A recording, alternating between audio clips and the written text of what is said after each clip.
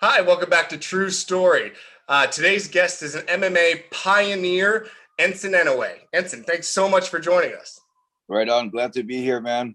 Man, total pleasure. We were just talking offline for everyone else's benefit, and I was just telling him I've been a fan forever. So I've really been looking forward to getting to know you a little bit better. Right on. Thank you, man. Yeah, thank you. So let me start with this. So I've actually had the privilege of interviewing a couple of your opponents. I've had Mark Kerr, Frank Shamrock. Frank Shamrock was very complimentary of you. Oh, You right guys on. obviously went to war, which is just wild. But I'd love to get to know a little bit more maybe about your life pre-No Holds Bar, pre-MMA. Like, what attracted you to that? Was it jiu-jitsu first, or how did you find it? Well, the reason why I was really attracted to the martial art was actually there was no MMA at the time, so you either doing one of the arts. So I was just attracted to the martial arts because in Hawaii there's a lot of street fights. Mm. So it's always cool to be able to defend yourself or Mm-hmm. defend the people that you need to defend. So I actually went in on a big hunt looking for the most effective martial arts on the streets. Yeah. And I've tried a lot of them. I've tried Aikido, I've tried Taekwondo, Karate, Hapkido, Wing Chun, and I found a lot. There was a lot of those arts where you could pull out like 10, 20% of them. But when I found jiu-jitsu, it was like 90% of that shit was all applicable on the streets. So Yeah. that was my whole hunt for martial arts, was because a lot of street fights in Hawaii. Yeah.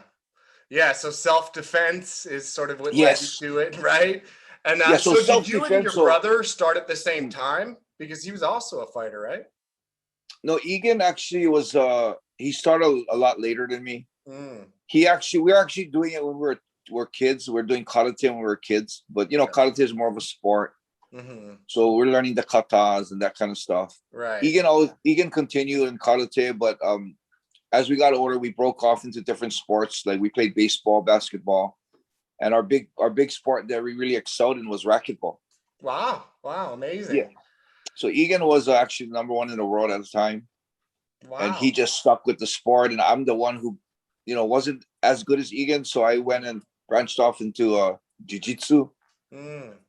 And when he saw me doing well in MMA and jiu-jitsu, he kind of came in and said, "Oh, let me try that." Interesting. Wow. That's amazing. You led the like charge there. That's awesome. Yeah. Man. So, you and this is fast forwarding, way forward, I guess, but growing up in Hawaii and like, and that part, like, and that culture and that lifestyle and stuff, you've been able to transition like all over the world though. Like you live in Japan now. What's it like just being like, and I know it's kind of a weird question, but just adaptable to such different cultures because they're so opposite in so many ways, right? Yeah, it was really different, and I had to always keep in mind, when in Rome, Yeah. do as the Romans do, because, I was lucky because in Hawaii, although we are considered America, there's a lot of American Japanese based there. Mm-hmm. So a lot of the American Japanese, we hold on to, like 70% of the culture.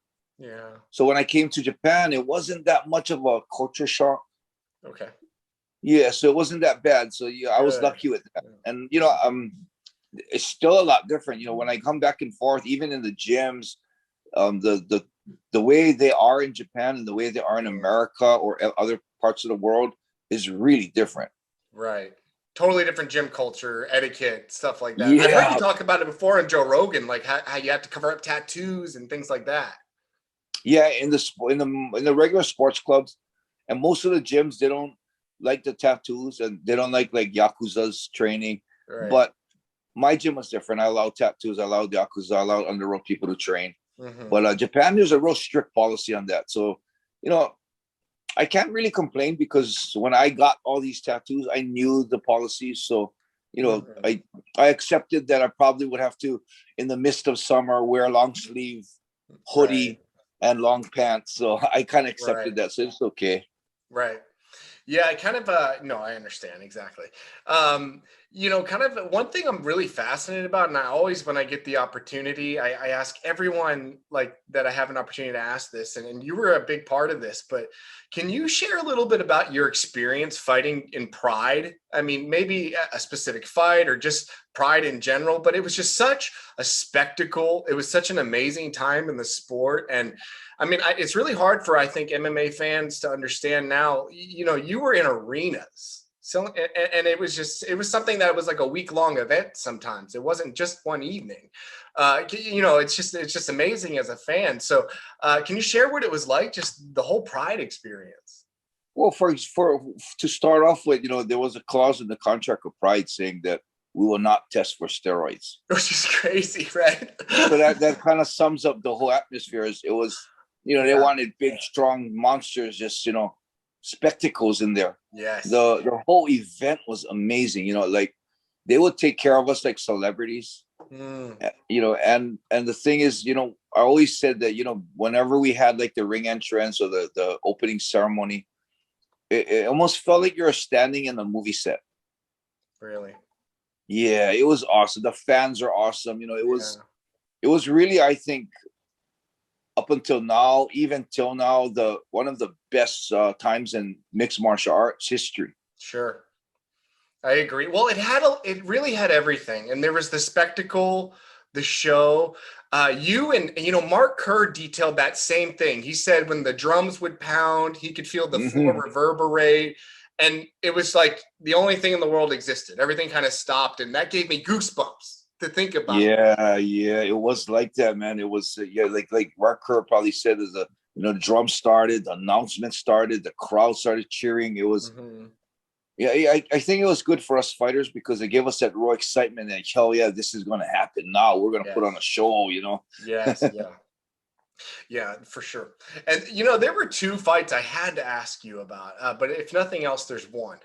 Because I think like you deserve, I mean, your whole career is amazing, man. You were such an amazing fighter. Yeah, it was so powerful. But I think that, again, I don't want, I just think it needs to be acknowledged more that you beat Randy Couture and you beat that guy in his prime. And I think people forget this, or at least we don't champion that enough, man. Can you share like some details about that fight?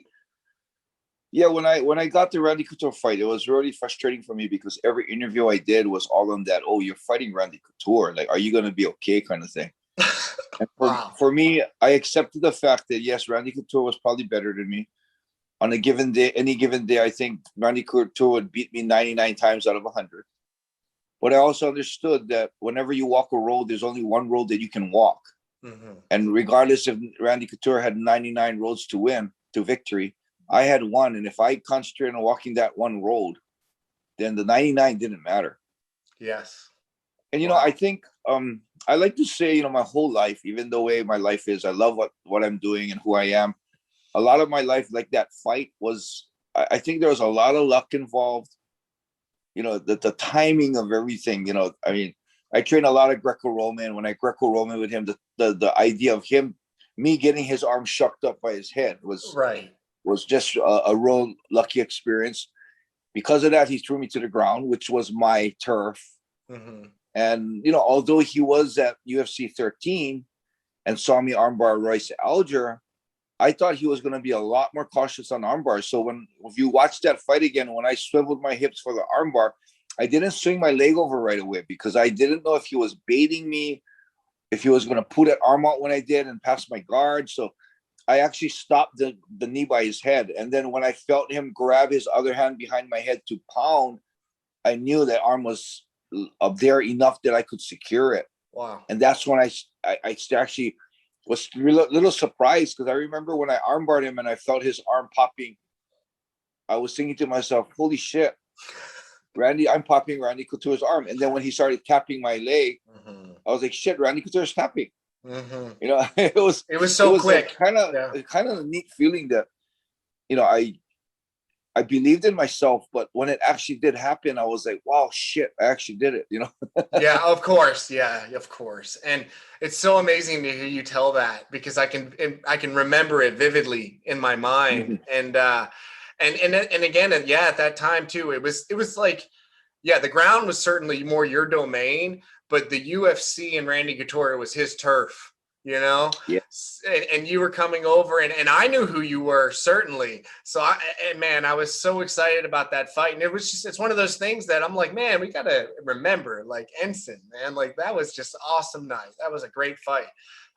Thank you for sharing that. Another fight I got to ask you about, just because I heard Frank talk about it a little bit, your fight with Frank Shamrock. You know, he said that it is the most physically challenging fight in his whole career. If he had ever been broken or close to broken, it was then. I mean, what do you remember? I remember going in there, and it was a big thing because it was like he was representing Pancras and I was representing Shooto. Oh, interesting. And I think I gotta say I was probably in the best shape of my life. Yeah. And that whole fight, I think it was a real big eye opener for me, because I was at that time really more smarty and more hesitant on throwing down. And something about the energy in that fight. I mean, I knew Frank Shamrock was like probably the closest thing, even till today, of the perfect MMA fighter. He, in his prime, he was so well rounded. I mean, stamina, striking, ground, wrestling. I mean, he had everything. Yes. And so for me, it was, I guess, when we started throwing down, it was this. I could feel that energy. He was a warrior, so willing to stand in there toe to toe. And when you get those crazy fights, you got to understand that it takes two to tango. Right. If he would run away and cover up or tackle, you wouldn't have that excitement. So yes, the energy was crazy. I mean, I really felt like I was there to kill him, and he was there to kill me, and he wasn't gonna let me kill him. He was gonna try to kill me before I killed him, and I was gonna do the same thing. So for me, that was probably the most exciting fight for me, because I just let everything out. I got the short end of the deal because he caught me with a good knee and then a right cross. And in that day was a weird rule where there was a standing 8 count. Yeah, so when I went down, in actuality, MMA, you're supposed to be able to jump on there and pound them, but because of the rule, the referee was trying to give me an 8 count. And I guess instinctively, Shamrock was trying to finish the fight. Yeah. And then Egan saw that, and Egan ran in. And that explains that, though. I've always wondered. I mean, that was my next question. Because two thoughts, and then I'll shut up. I grew up in foster care, and I got separated from my biological siblings. So when I saw that fight, my first thought was, God, I wish I had a brother like that. And then my second thought was, why? Yeah. Yeah, so it was, it was because of the rules. Egan saw that the ref couldn't stop Frank, and he felt that I was in danger, so he ran in. Of course, I think the record says it's a DQ. Oh, really? Because Egan ran in, but I never liked the standing 8 count rule. So I didn't know that was even in effect. Yeah, that's a weird rule. It was in effect for the beginning of my Shooto career, and I thought it was real weird, because when you're on the mount and you're punching someone and you hurt him, you're not going to break it and say, okay, he gets a standing 8 count on the ground. Never. Why should that be happening on the standing? So when that happened, and everything happened, I looked at the whole video. I probably could have continued. Maybe I could have got up. Maybe I could have defended. But bottom line is, he hurt me really bad when I went down. Sure. And if the rule that if the rules were he could jump on me and finish, he probably would have finished it. So for me, I don't like to consider it a DQ. Right. I think it was a KO on Frank's side. So Wow. Well, that's very honorable of you. I mean, regardless, it was two warriors battling. I mean, it was true testament of heart. I mean, that is like, there's a couple fights out there where, like, I tell people, you gotta check out, if you want to see like heart, you want to see will, you want to see, like, it's not about the kicks and punches. Like, if you want to see art kind of being expressed that way, though, there's a great fight. That's a great one I would point them to for sure. And that fight, that standing in there with Frank, it molded me as a fighter. It molded me as a person. And when there's two guys in there giving it all they got, and there's some kind of bond that's formed. And I respect Frank a lot. And we've met each other before. I saw him in Hawaii, and there's nothing but respect for each other, which is super awesome, man. Yeah, that is awesome. Yeah. Yeah. You shared something special. You left a part of your souls in there. For sure. Yeah, we did, absolutely. Man. We did. Yeah, absolutely. Yeah. Man, that's great. So I guess I kind of transitioning. I know I could go over fights with you forever, but I mean, maybe post-fight career. What transition kind of, and what's your focus on maybe now? My after my full fighting career, I found this little thing that I really enjoy helping people. Sure. And it happened. And started with the tsunami in Japan. Yes, you've talked about where that, I did, right? Yes. yeah, I did relief work, and I'm still continuously doing it. It's harder now because all the people have been dispersed back to their homes, which is still very high radiation. Yes. Yeah. Yeah, I'm still in touch with an orphanage that I go to every year. So there's a lot of things that I'm doing, and ironically, I started a bracelet company, a Power Stone company, and cool. At first I started it because it's known as protection. If you wear one of these Power Stone bracelets and it breaks in Japan, it's protected you from something that's supposed to have came from you to you.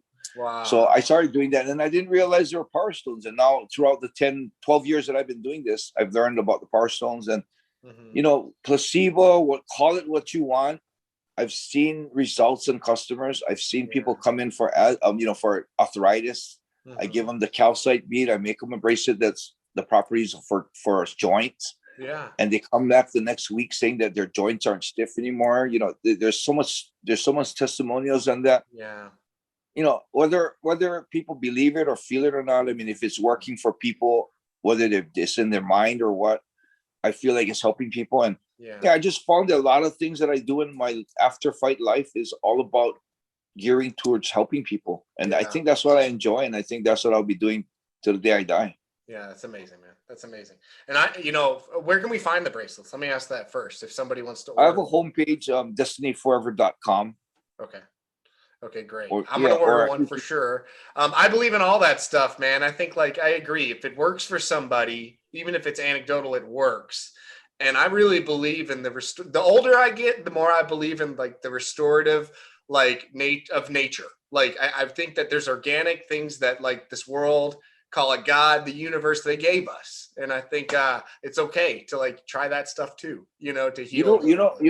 About talking about that kind of stuff. You know what I've heard from someone, and it kind of dawned on me because I was doing it too. They said that when you have something say, for example, we say Power Stones. Right. And the fact that you go in and say, I don't believe in that shit. Yeah.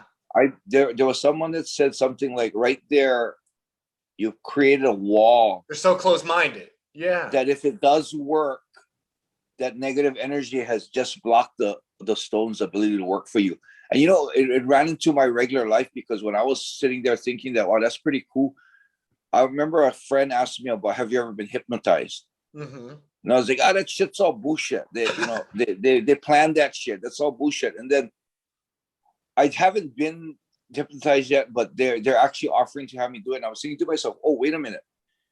So that rule, I gotta go in there and not believe, Right. You gotta be open. I thought maybe it is going to become bullshit because if I don't believe, I'm blocking the ability for hypnotizing to work. Right. So when I do that, I'm gonna actually try and clear my head. Mm-hmm. and take out all that doubt and all that that saying that's bullshit. Right. And see, because I when someone told me about the Power Stones, I was thinking that makes so much sense that negative energy about saying that's bullshit already just creates that wall that if that thing actually could help you, you're blocking it. Right. That makes total sense to me. Yeah. It makes completely. You got to be open to the experience, and nothing will work unless you. It's really cliche, but there's a saying. It goes, whether you believe you can or you believe you can't, you're right. And I believe that. It's you're right, That is true. That's good. That's a good one. Yeah.